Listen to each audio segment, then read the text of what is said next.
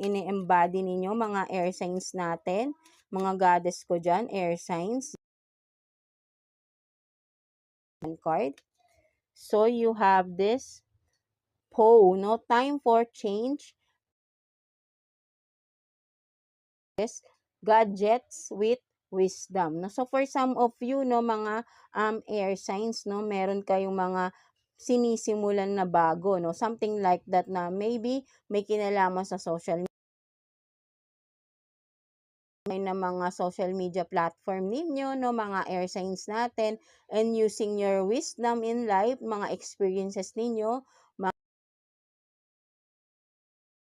sinishare ninyo through social media, no, something like that, no, with the help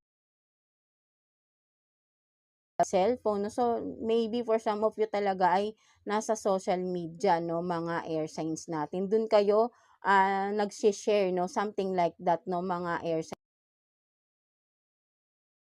life, right, no, with the number 7, maybe meron kayo ang nakikita mga number 7, repeated numbers, no. There is also a message from your guidance, no, mga air. Kita ko rito, no, may mga sinisimulan kayo sa social media, no, for some of you, no, sharing your guidance, or I mean your wisdoms, no, mga air signs natin, right? No, so let's see ano namang meron sa no, kuha tayo ng 2 cards here for you.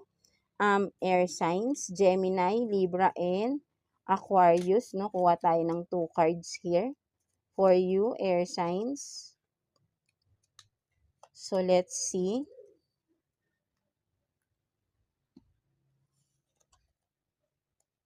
So you have this, no, intuition